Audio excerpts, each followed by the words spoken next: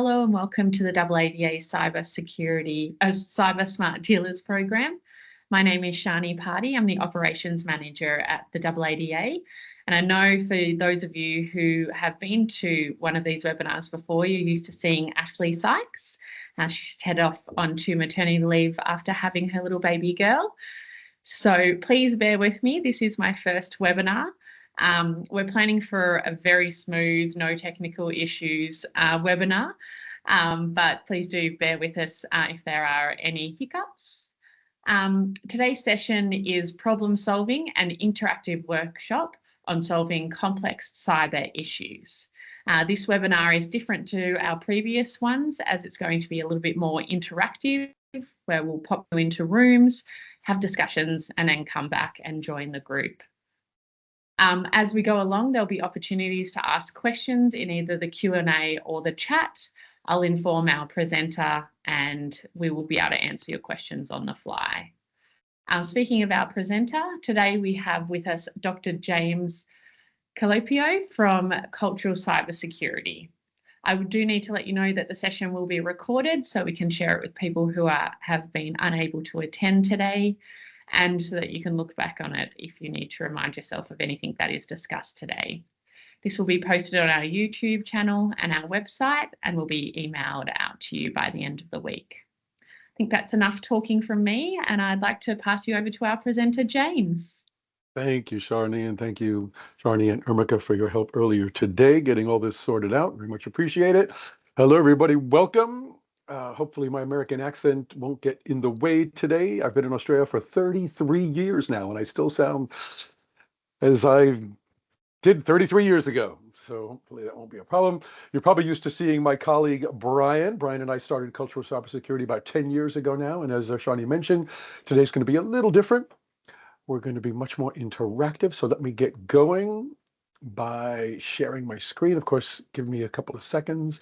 It takes to populate the screen, and then to go into presentation mode. Everything's a little slow.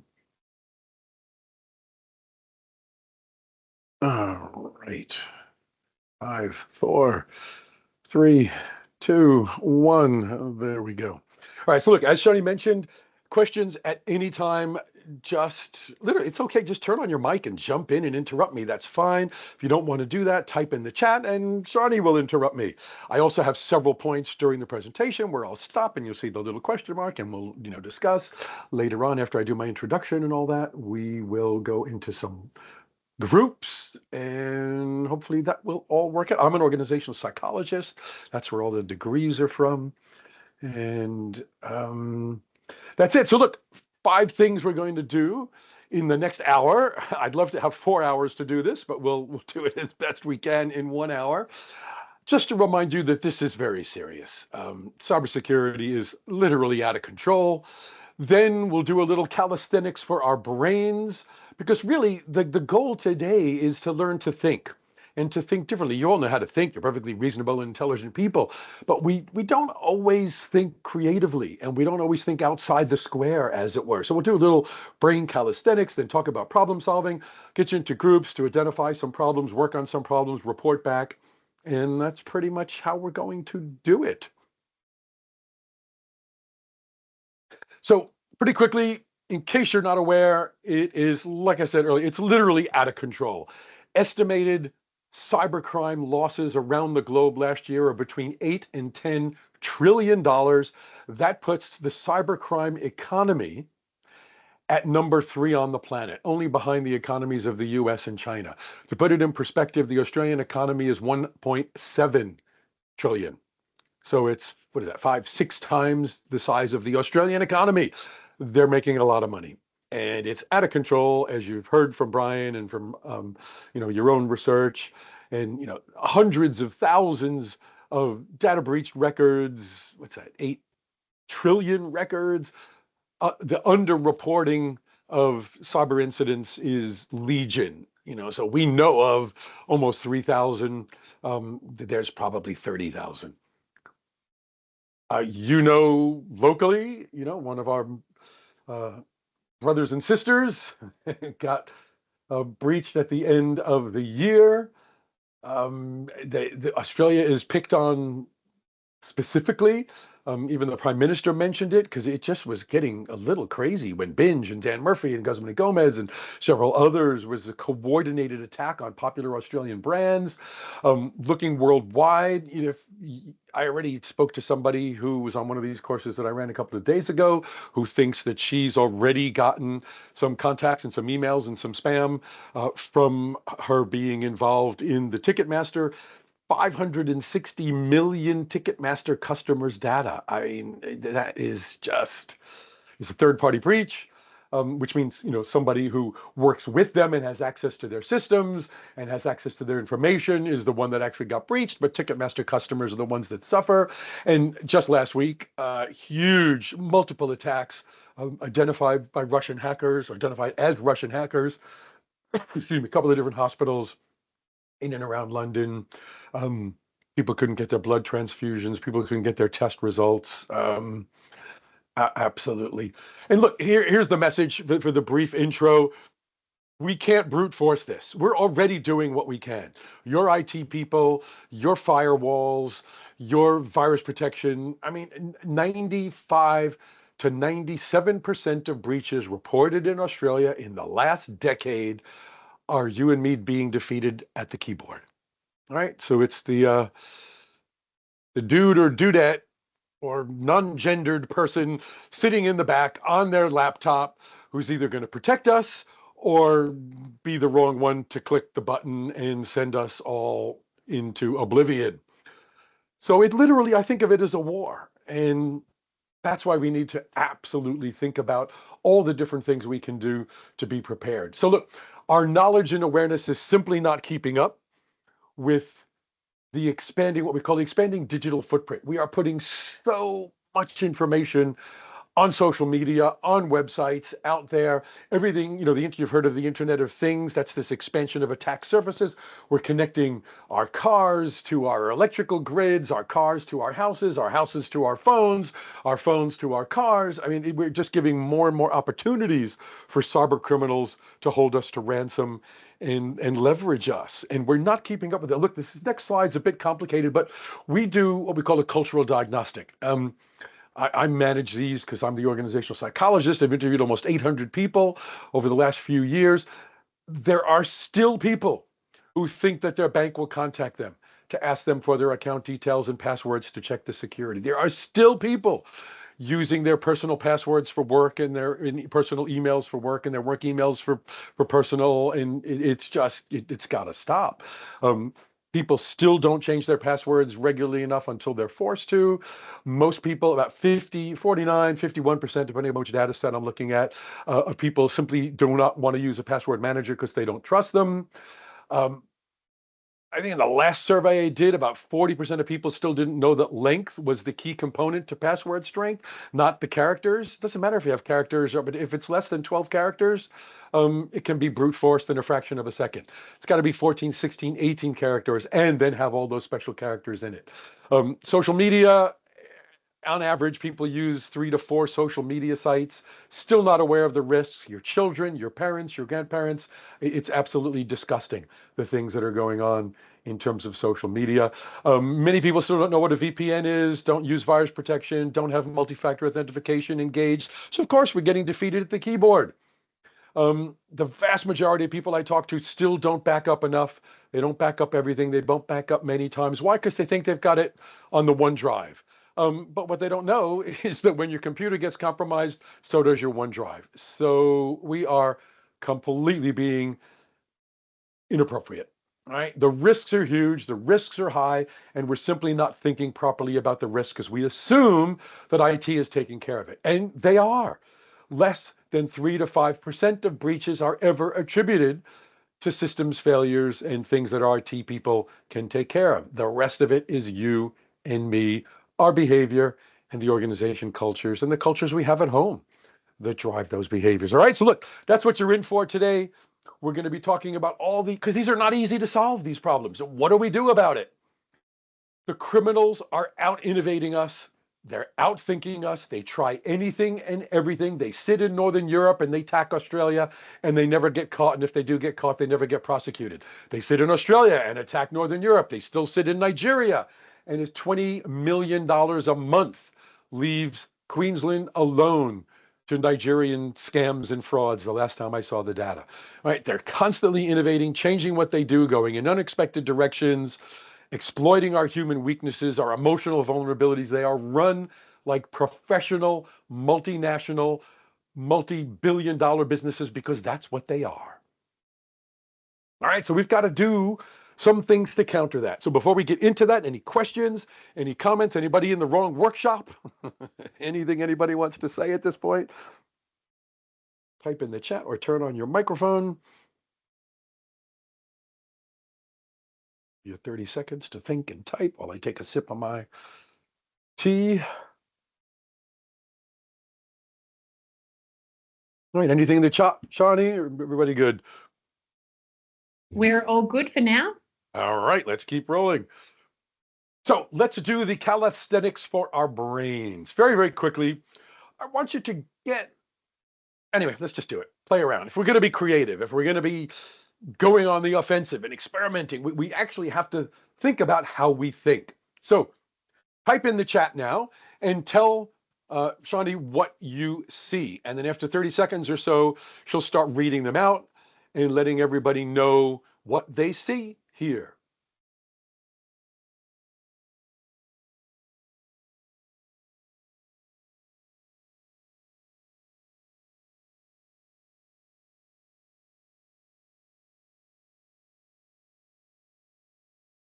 Okay, we've got bird or rabbit, duck, both rabbit and duck, rabbit, seagull. Good. Ah, excellent. All right, good, good. All right, so some people see a bunny and some people see a duck. Some people see both. If you cannot see both yet, look again.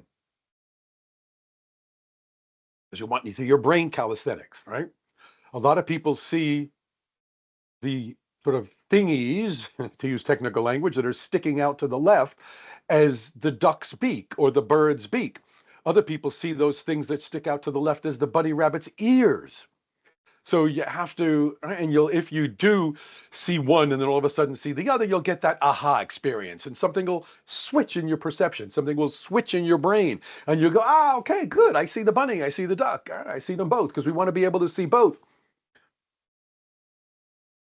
I've also had people say I can see the bunny, I can see the duck, I can also see a hatchet. They use the bunny's beak or the duck's beak or the bunny's ears as a handle, and they're holding that and using it as a hatchet. Other people see it as electric scissors. The strangest one I've ever heard was somebody said it's actually an alien that's eating a human, and the duck's beak are the human's legs sticking out of the alien's mouth. So what's the point here? Well, the point is there are many different ways to see the world. And if we're going to address complex people problems at work and complex cybersecurity problems at work, we need to be innovators. We need to be able to see things from multiple perspectives. Once again, classic illusion. This is a cube. Now, you all know this is a two-dimensional image, right? It's just got up and down, height and width, left to right. But at some point, for most of us, we'll see the cube pop, and it'll become a three-dimensional object. So not only are perceptions fallible in that we're misperceiving a two-dimensional object as a three-dimensional object, but our perceptions can change. All of a sudden, this two-dimensional object pops out and looks like a cube. Right, so take a couple of breaths and make sure you can see it as a cube. Now I'm going to ask you to look at the blue face. For some of you, the blue face is kind of up and on the left, and for others of you, the blue face is kind of to the back. This is really hard to do. If the blue face is in the back, bring it to the front. If the blue face is in the front, move it to the back. This is really hard to do. You might have to kind of get your hands up and block the yellow bit. Take a couple of breaths, turn sideways, tilt your head one way or the other. See if you can get it to move from the front to the back to the front. I've been doing this literally for 20 years. I can almost do it at will. It's a muscle. It's a perceptual muscle that you can develop. On one of my personal growth and development courses I used to do, this is one of the exercises we started every session with. We spent 5 minutes looking at this image and seeing if you could move the blue face to the back, then bring it to the front and move it to the back and move it to the front. It's literally a brain muscle. All right. Hopefully we've had a couple of ahas and a couple of other expletives when all of a sudden it pops out. And here's another weird one. This went around the internet a while ago. If you look at the little circles, you'll see them actually moving, and they're not moving at all. It's just our brains playing tricks on us. All right, have a look at this next one very, very quickly. You don't have to type this in because it'll take too long, but just raise your hand, as it were, proverbially for yourself, if you read Paris in the Spring. All right, most people look at that pretty quickly, and they see Paris in the Spring. I'm going to show it to you again. Most people, again, I showed it to you for a second, and they see Paris in the Spring. I'm going to show you at 1 second and 2 seconds, and most people still see Paris in the Spring. Now, some people don't see Paris in the Spring because it actually does not say Paris in the Spring. But 90% of people see it the first time, 80% of people see it the second time. There's still some people who are looking at this and reading Paris in the Spring. And it simply does not say Paris in the Spring. Take a couple of deep breaths. If you still think it says Paris in the Spring, point to the screen, one word at a time. Paris in the. Right, your brain did not see the extra the first time. 80% of you, 90% of you. Why? Because your brain is a wonderful thing, but sometimes it's fallible. And this is why we continue to click on phishing emails. This is why cyber criminals continue to socially engineer us. This and this and this and this are all reasons why we're doing this workshop today, because we need to think about how we think. We need to learn how to work better with ourselves and our brains and our people and our problems, because if we don't, they're going to make $30 trillion next year. And I don't know about you, but I've had about enough of this. Questions, comments? Type in the chat, open up your microphone.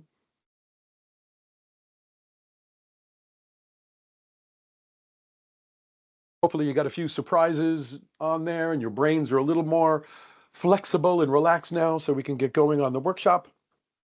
James, I do have to tell you, someone saw their dinner when we had the rabbit and the bird. I thought that was a good one for you to add to your collection. Thank you. Well done. All right, everybody good? Please do not hesitate to interrupt. Have entire conversations on the chat in the background. It's totally cool. So people can't turn on their own microphones, but you are welcome to type in the chat or ask questions and we can go from there. Thanks. All right, so let's look at problem solving right now. Traditional problem solving, we're all good at this, right? You know, my wife was doing some sewing for our grandchildren earlier today, and she was having a problem. And, you know, so she's really smart, and she, you know, defined the problem, generated a couple of solutions, found the best solution to the problem. We discussed it. She selected the solution. They executed it. You know, this is no problem. We can do this. You lose your car keys. You got a problem at work. We've got a technical problem, and we handle this pretty well. We know how to do these. They work well when we have the time and the money and the energy and the effort, and they're well defined, and we've got solutions to generate. But what we're going to talk about today, people problems, especially people-oriented cybersecurity problems, they're what we colloquially call wicked problems. And there are academic definitions of wicked problems. We're not going to get into that today. But by the time a problem gets to you as a senior manager, or by the time a problem gets to our workshop here today, it's not routine, right? It's not amenable to this. Otherwise, it would have been handled already, right? It's either emotional, or it requires your judgment and your experience and a feeling of what's the right answer, or you've actually got 4 really good options to choose from, and you're choosing between competing priorities. Those are some of the hardest problems to solve. Or there's 2 lousy solutions you have to pick from, or the problem's not clear, or the solutions are not clear, or, all right? And that's what we want to talk about today. These problems that you just don't know what to do about them. Can I interrupt quickly, James? Please, I just had take a your time. question. Yeah. Is there training exercises we can do to improve our perception or limit the fallibility of our brains. Yep. Yeah, absolutely. Those illusions that I showed you are the ones that I always suggest. There are so many online. Just use your favorite search engine, search for illusions, and there are certain, I can't recommend any in particular, but there are certain, video games and games that are legitimately designed to help with our cognitive um, uh, left brain thinking and right brain thinking. But for me, it's the illusions. They're free, they're online. Use the ones I showed you. Do your own search engine search for psychological illusions or visual illusions and look at them and spend a couple of minutes every day doing calisthenics. You go to the gym, you do bicep curls and your biceps get bigger. You do perceptual exercises and your perceptual muscles get bigger and stronger. So yeah, you really can improve, and it's that difficult and that simple. I suggest the illusions, 5 minutes, 2, 3 times a week, and eventually you'll be able to flip that blue face on the cube back and forth and back and forth, and you go, oh my God, I never thought I could do that. And it won't take years, but you will be able to do it. No, great question. Thank you. It is a muscle. It is something you can learn to do. And doing the things we're going to do today, practicing these techniques. All right. If your car needs fixing, we know what to do. It may be complicated, maybe we need a computer to help us diagnose what's going on, but an engine, as complicated as it is linear, logical, predictable and ordered, and every wire is there for a purpose, strong cause and effect linkages. However, in organizations, in families, when we're dealing with cybercrime, in ant colonies and the weather, we actually take a lot of our learning and our analogies in things that we try from the natural sciences, because the way bees and ants operate give us insights into how we need to deal with these complicated problems, because they're nonlinear. Doesn't mean they're illogical, they're just not logical. Right? Emotional doesn't mean illogical, it just means it's emotional. I have a feeling, I'm using my gut instinct. You're using your experience from running your business for the last 15 years. You know this isn't going to work and that isn't going to work. Well, part of you needs to honor that, and part of you needs to challenge that. And it's that ability to look at both sides of that and say, you know what, this has never worked in the past, so I dismissed it pretty quickly. But is it time to challenge that? Is it time to try it again? Or is it time to try something? Anyway, we'll play around with these sorts of things. All right. So all we have time to do today is focus on number one. In a sense, we're kind of doing number three in these smart dealership workshops. And we're going to focus on a variant of what used to be called brainstorming. And it's now talking about the specific question is, what 10 to 15 experiments, pilot tests, prototypes can you run to try and learn? Because many of us have been conditioned to not want to try because it's trial and error, right? It's trial and failure. You don't want to try and fail because you're going to get smacked or slapped or lose your bonus or whatever, right? And so that's the focus today. And nothing was ever invented and perfected at the same time. The cyber criminals know this. They try anything and everything. They literally send out millions of emails, phishing emails, and they hope to get a 0.0001 return rate, and that's good enough to generate $10 trillion a year, that and all sorts of other things that they do. All right, so here's the rules when I put you into groups. First thing we're going to do is define some problems and get some problems on the table, but then I'll put you into some groups. And what I want you to do is try lots of things. The basic goal is quantity over quality. Don't worry about if it's right or if it's wrong. Don't be negative. Just generate lots of ideas in your discussions. The analogy is my wife and I actually keep bees. And when bees are looking for a new hive, they don't send 5 bees out with specific criteria to go look for a new hive. They send out thousands of bees in every direction possible from the hive in a 5-kilometer range. And then they come back and they do these amazing things to communicate with each other, but that's another course. And they then generate a good, they do voting in a sense. It's kind of like crowdsourcing. All right, so what we're going to do today is don't be negative. Just be wild, be crazy, quantity of ideas, and ignorance is useful. If you know nothing about it, great. Right? Shut that part of your negative brain up and just play around with ideas. When you get back to work, encourage random encounters. Get your people together and get them working on problems. And every time, I'm fond of saying, every time you get two people in your organization to talk who don't normally talk, you've created opportunity and possibility. That might be how to sell more cars. It might be how to please more customers. It might be how to solve wicked cybersecurity problems or people-related problems, or I don't know what it is, and it almost doesn't matter, right? Get people together, be very positive, generate lots of ideas, bring in outsiders who don't know what the hell they're talking about. Don't be critical, encourage random encounters, look for patterns. And do that today if you can. Pattern recognition skills is another whole course that we could run. It's another perceptual thing that you can get better at. And a lot of us don't really, work on that unless you're dealing with a crazy psychologist like me, because that's how we learn, right? It's actually pattern recognition. And pay attention to the other people in your groups. We're going to keep the groups very, very small. 3 people in your groups, 4 people in your groups at most, because online it's kind of hard to have an 8-person conversation. So if your groups are 2 people or 3 people, great. Just have a chat with somebody, generate ideas, talk to each other about what's going on in their businesses, share information, pay attention to each other. You can learn from each other amazing things about what's working in your businesses and what's not working in your businesses. All right? So those are the rules to keep in the back of your brain. So first thing, I need some problems. Can you type into the chat or turn on your microphone what might be a cybersecurity related problem that you just don't know what to do about, or a more generic people related, people management, organization culture kind of problem that you just stuck with? You don't know what to do. You've tried lots of things. You've tried traditional methods to solve them, and they're still bugbears. There's still problems 5 years later, 10 years later, 2 years later. They got you stumped. Those are the kinds of things we want to put on the table. Type in the chat if you would. We've got staff clicking on suspicious hyperlinks. Gotcha. All right. The perfect.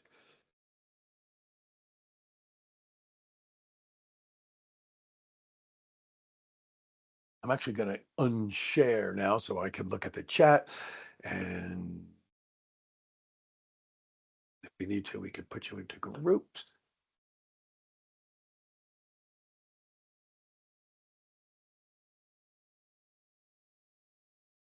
All right, there's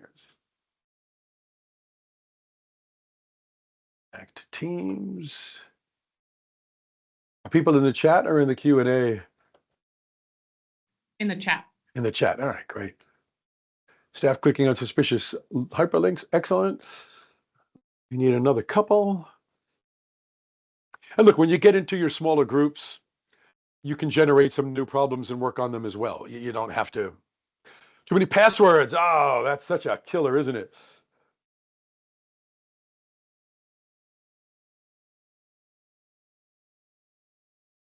How to find out if there is a data breach. Good.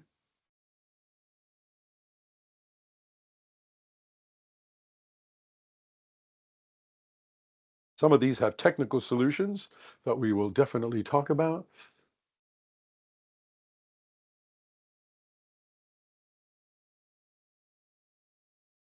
The 2 things, David, and I'll give you on the technical side.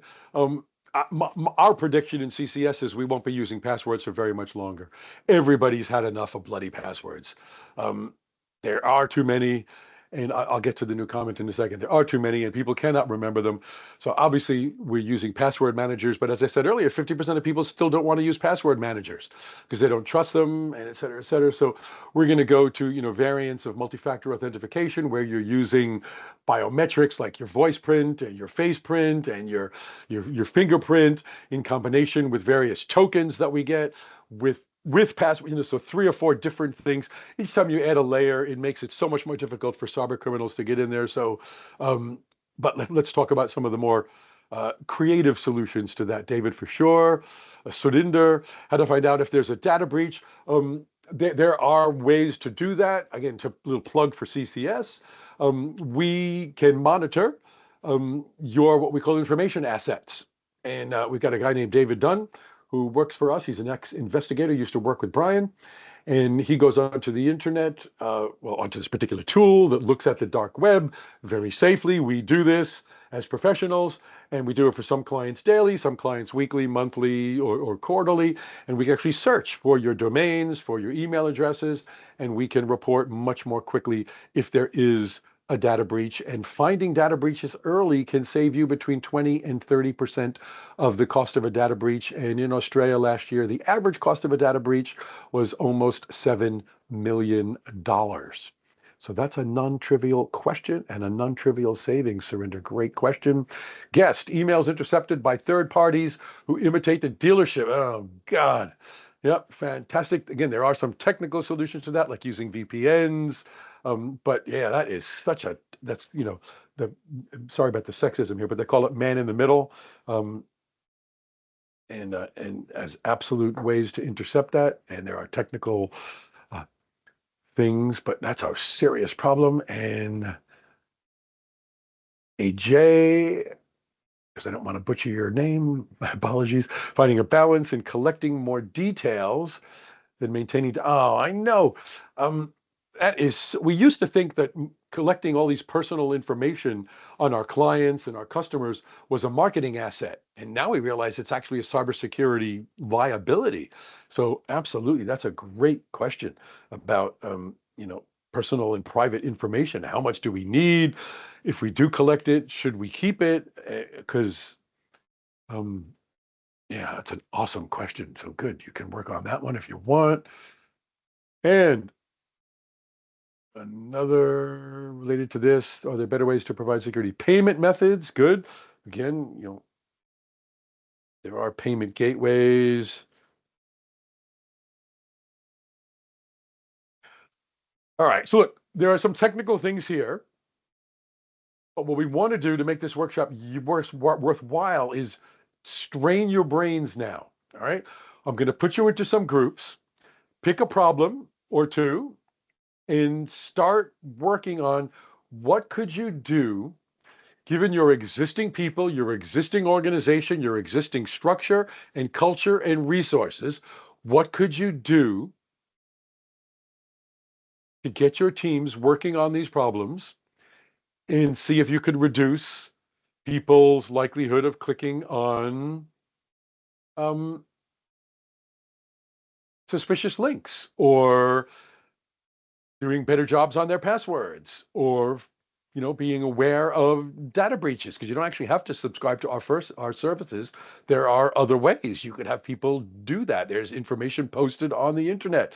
The more technical things like emails intercepted are going to kind of be hard to do within the dealership, but that's fine. You can think about that.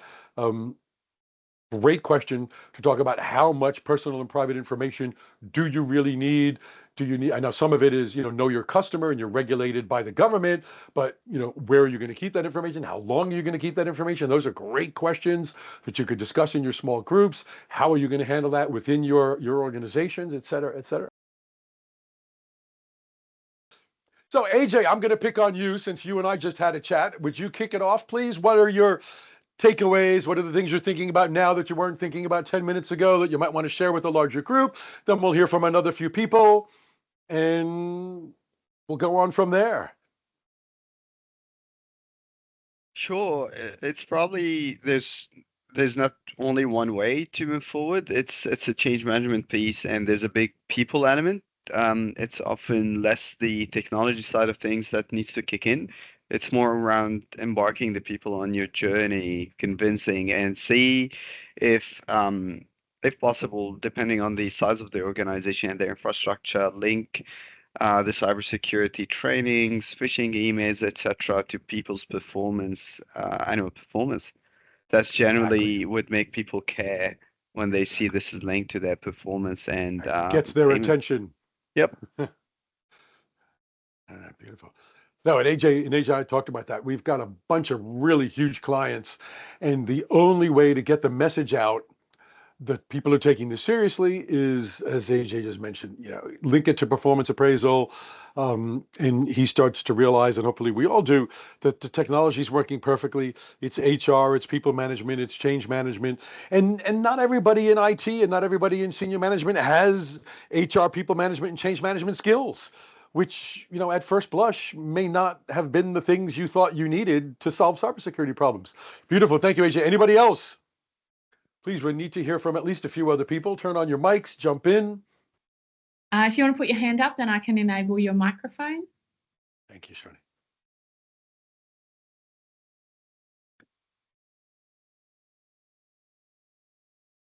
Otherwise, we're going to pick on you.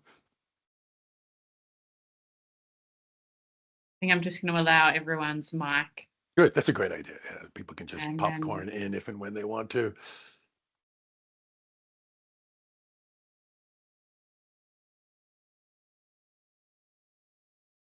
Okay, everyone should be able to turn on their microphone. All right, David's just popped on. Yeah, one thing I thought of, James, was on the question of the man in the middle, Yep. whether or not we just, in the interest of avoiding all of that, have the customer physically turn up at the dealership at the point of payment. After all, they're going to turn up anyway because they're going to collect the collect the vehicle. So, you then get the opportunity, you get several opportunities to verify everything, to look at all the paperwork, make sure that everything's right. Call if you have to, if there's some evident problem. And also you have another contact with the customer. Now, that's how it used to be done. Exactly. And people used to turn up with bank checks.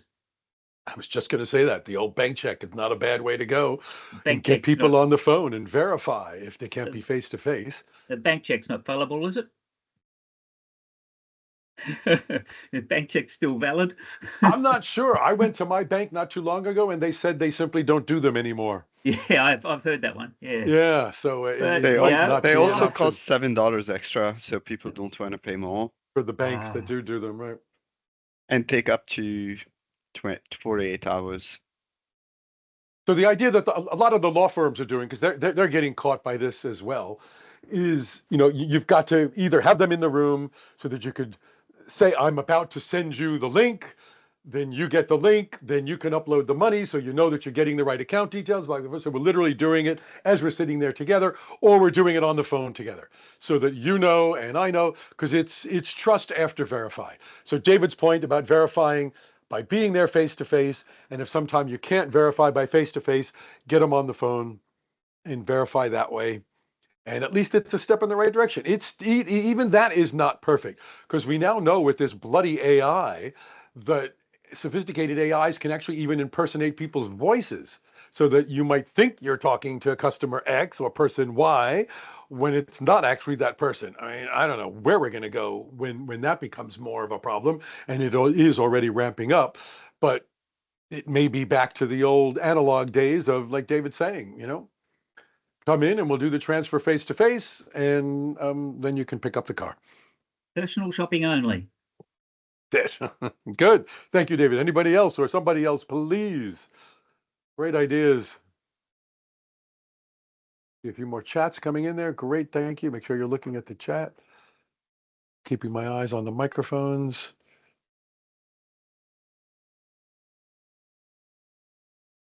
Anybody else? Any other ideas?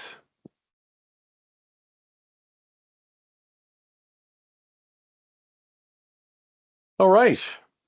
Let me jump back to the presentation. Thank you. That's just a little taste. Obviously, if we have 2 hours or 3 hours or 4 hours, we could do multiple rounds. We could do more techniques, but a little taste of some of the things that we could do.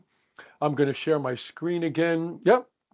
Great comment. Thank you. Attach it. I'm going to share my presentation again. And give me a second to go into presentation mode. Countdown from 5. All right. Hopefully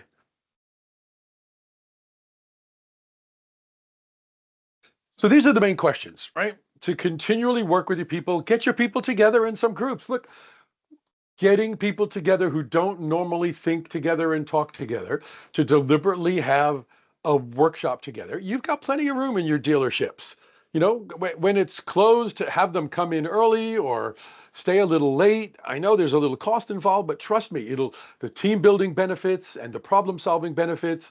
Choose a couple of problems in your groups that you'd like to work on and ask each other these questions. You know, what are some things we can try? Let's generate 20 different things we can try to increase sales, to decrease people clicking on hyperlinks, and you can apply these to cybersecurity and non-cybersecurity related difficult problems. What can we try? What can we pilot test? What can we prototype? With no shame, with no blame. It's about try and learn. Right? All the great innovators that we've studied over the last decade or last century, every time they fail, they go, okay, well, that's one thing I now know won't work. Let me see if I can find something else. Right? It's just changing the mindset and generating ideas. Right? What, 20, 30 small experiments? These are my favorite questions. That can fundamentally remake our business, remake our industry over the next 5 to 10 years. Fundamentally remake our approaches, the way we approach email, the way we approach, maybe we could stop oversharing on social media. Maybe we could, like I said, do payments in a different way. Maybe we could, all right, there's so many different things. And there's technical things you're already doing. When emails come in from the outside, they're labeled as external. Already emails that are phishing, we know many of them are being blocked before you ever get to see them. All right. But here's a couple of things that have come in when we start thinking about the facts that we're literally at war with cyber criminals. Do you have a resilience playbook in each one of your dealerships? And as the AADA, do you have a practice run? If somebody clicks on a phishing email and your entire system goes down in your dealership and you're held for ransom, like happened to Eagers just before Christmas, does everybody know what to do? The first time you think through that should not be when it happens. All right. If you need help with that, obviously we charge you to do it, but do it yourselves. What are you going to do? Talk to your IT people. What should we do if there is a ransomware attack? If there is a denial of service attack? If somebody does something wrong? Talk to all of your third-party suppliers, all the people that get access to your customers' information, where you get your cars from, where you get your parts from, all of these third-party, they're risks. The vast majority of the breaches I told you about at the start of this were actually supply chain risks, third-party risks. Step up your one of you actually asked the question, how could we find out sooner about breaches? So either hire a service or get some people that you dedicate an hour a week to go online and find out. There's public places where information and breaches are published, and they can share it with everybody in the dealership. Or if you're willing to pay some money, hire us. We're very good at it, and we could let you know. As you can see on the right, the more training you do, the more money you save. The earlier you find breaches, the more money you save. The more of these practices and desktop exercises and planning and training you do, the more money you save. Your IT people are going to continue to patch and manage and update.